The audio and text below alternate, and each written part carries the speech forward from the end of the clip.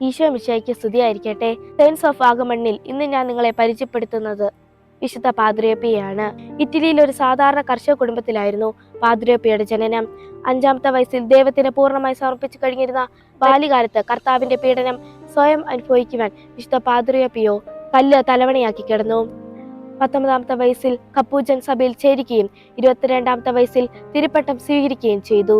2002 June 16-ന് വിശുദ്ധ John Paul രണ്ടാമൻ മാർപ്പാപ്പ വിശുദ്ധ പാദ്രിയപ്പിയോ വിശുദ്ധൻ എന്നും പ്രഖ്യാപിച്ചു.